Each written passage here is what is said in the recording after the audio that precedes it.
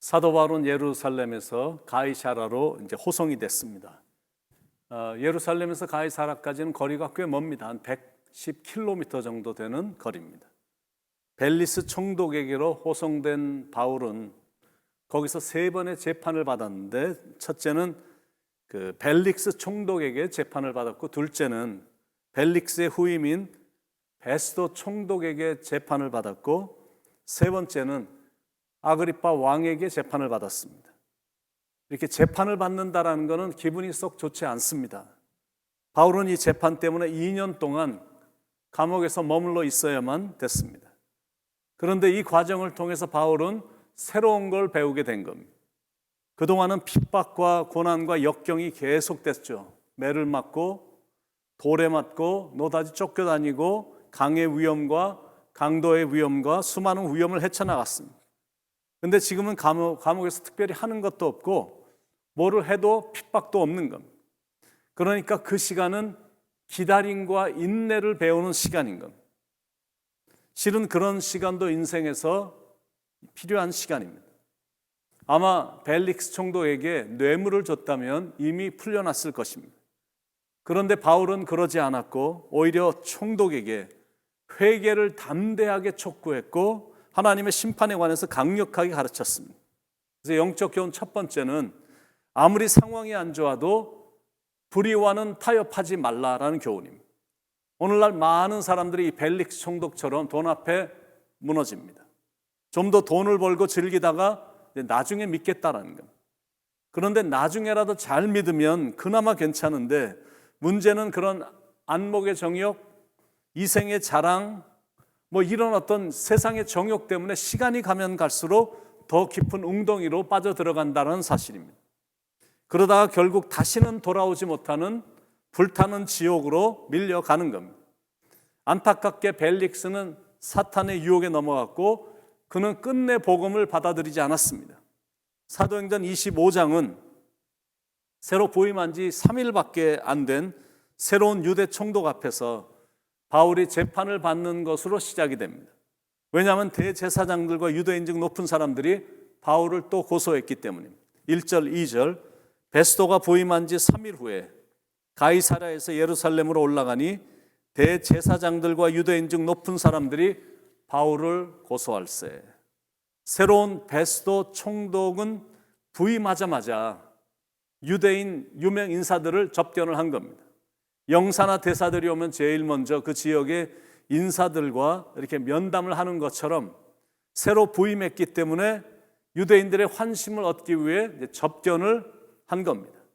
그런 절호의 기회를 놓치지 않고 새로운 총독에게 대제사장과 유대인 중 높은 사람들이 바울의 죄에 대해서 고소를 하면서 그를 예루살렘으로 데려와 예루살렘에서 재판을 받을 수 있도록 조처를 해달라고 부탁을 한 겁니다. 그런데 그 부탁 안에는 무서운 음모가 숨겨져 있습니다. 그건 잠복을 했다가 바울을 암살하려는 음모였던 겁니다. 3절에 베스도의 호의로 바울을 예루살렘으로 옮기기를 청하니 이는 길에 매복하였다가 그를 죽이고자 함이더라. 정말 살벌하고 결코 중단되지 않는 악한 사람들의 행동을 봅니다. 악한 사람들은 한번 마음을 먹으면 끝까지 하고야만은 그런 악함이 있습니다. 그럼에도 불구하고 바울이 베스도 총독 앞에 서게 된 겁니다. 6절에 베스도가 그들 가운데서 8일 혹은 10일을 지낸 후 가이사라로 내려가서 이튿날 재판 자리에 앉고 바울을 데려오라 명하니 그가 나오매 예루살렘에서 내려온 유대인들이 둘러서서 여러 가지 중대한 사건으로 고발하되 능히 증거를 대지 못한지라. 그런데 이제 총독이 살펴보니까 유대인들이 송사는 했지만 송사를 증명할 만한 증거들이 전혀 없는 겁니다. 이제 바울이 변론할 차례가 왔습니다. 8절에 바울이 변명하여 이르되 유대인이 율법이나 성전이나 가이사에게나 내가 도무지 죄를 범하지 아니하였노라 하니, 자기는 율법이나 성전이나 가이사에게 도무지 죄를 범하지 않았다라는 겁니다. 자기가 한 건 오직 복음을 전한 것뿐이었다라는 겁니다. 그건 죄가 되지 않거든요. 총독 베스도도 아무리 살펴봐도 별다른 잘못을 찾을 수가 없었던 겁니다. 그러나 유대인들의 마음을 얻어야 됐기 때문에 바울에게 예루살렘에 올라가 재판을 받을 것인가를 물은 겁니다. 베스도의 질문은 의도적이었고 유대인들의 마음을 얻고자 한 말이었고 다분히 바울에게 불리한 것이었습니다. 9절에 베스도가 유대인의 마음을 얻고자 하여 바울더러 묻되 내가 예루살렘에 올라가서 이 사건에 대하여 내 앞에서 신문을 받으려느냐. 그러니까 또다시 바울에게 위험한 순간이 찾아온 겁니다. 그러나 바울이 지혜롭게 나는 가이사에게 호소하노라 라고 대답한 건, 그 말은 무슨 뜻이냐면 법대로 제대로 하자라는 겁니다. 로마 총독이 기준도 없고 일관성도 없고 그저 사람의 기분만 맞추려는 행동을 보이니까 원칙대로 하고 법대로 하자고 바울이 요청을 한 겁니다. 그러자 총독이 태도를 바꿔서 이제부터 막 법대로 하기 시작한 겁니다.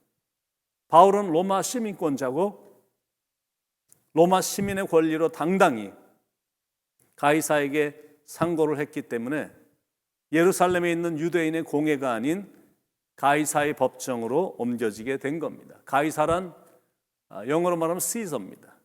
그 당시 로마 황제의 호칭이었습니다. 바울은 결코 사람들의 마음을 얻으려고 하지 않았습니다. 끝까지 하나님의 마음을 얻는 하나님의 종의 길을 택한 겁니다. 내가 사람들에게 좋게 하랴 하나님께 좋게 하랴, 사람들에게 기쁨을 구하랴. 내가 지금까지 사람들의 기쁨을 구하였다면 그리스도의 종이 아니니라. 사도 바울은 끝까지 자기의 결백을 주장하면서 무죄를 주장했습니다. 왜냐하면 자기는 떳떳하기 때문입니다. 10절로 12절에 바울이 이르되 내가 가이사의 재판자의 자리 앞에 섰으니 마땅히 거기서 신문을 받을 것이라.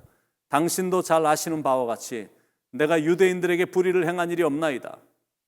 바울은 자기가 이렇게 말한 것처럼 자기의 일생이 떳떳했던 겁니다.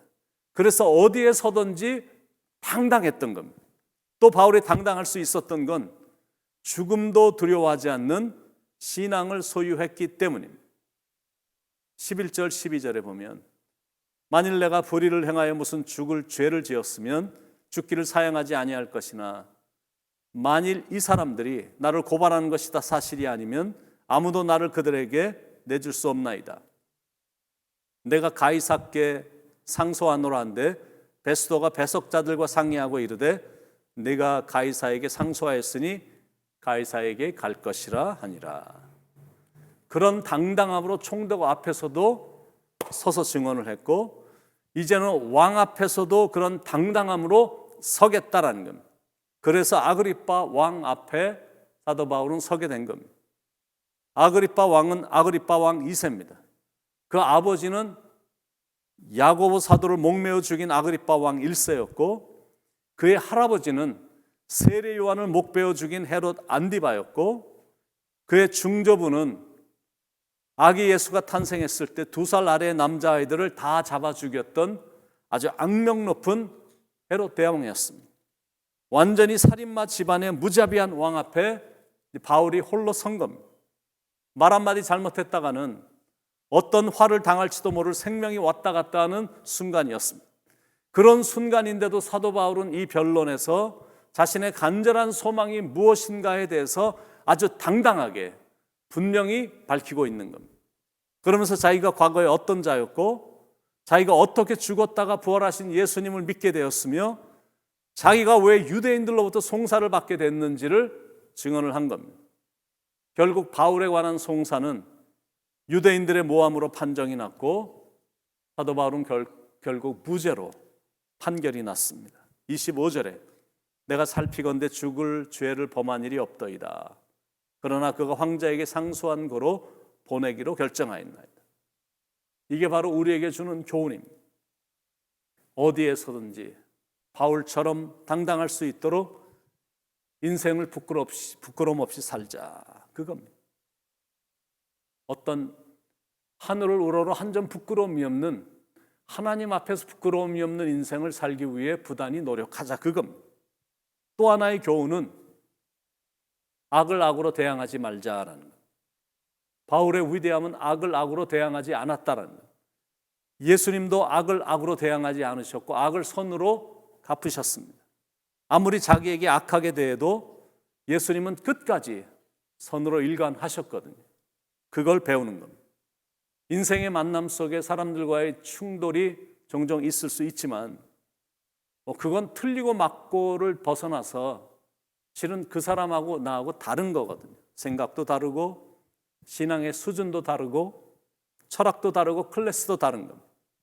무슨 말이냐면 그 어떤 사람도 증오의 대상이 돼서는 안 된다라는 말입니다. 미워하지 말고 어느 누가 찾아와도 두 팔을 넓게 벌려 환영해 주고 누가 말할 때 자꾸 토를 달지 말고 무조건 그 모습 그대로를 받아주는 것. 그래야 우리가 성장하고 또 성숙해져서 더 높게, 더 넓게, 더 깊게 도약하게 되는 겁니다. 오늘도 바울처럼 높은 정신으로 그리고 넓은 마음으로 깊은 이해심으로 살아가는 성숙함이 저와 여러분에게 있을 수 있기를 예수님의 이름으로 간절히 축원을 드립니다. 기도하겠습니다. 하나님, 신앙에 있어서만큼은 타협이 없게 하시고 그러나 우리의 신앙이 성숙해져서 악을 악으로 똑같이 갚는 그런 모습이 나타나지 않게 하시고 끝까지 선으로 대하는 성숙함으로 나감으로 더 높이 올라가고 더 우리의 마음도 믿음도 넓어지고 더 깊은 영역으로 들어가는 참 아름답고도 성숙한 인생이 되도록 인도해 주시길 간절히 바라오며 사랑이 많으신 예수님의 이름으로 간절히 기도드립니다. 아멘.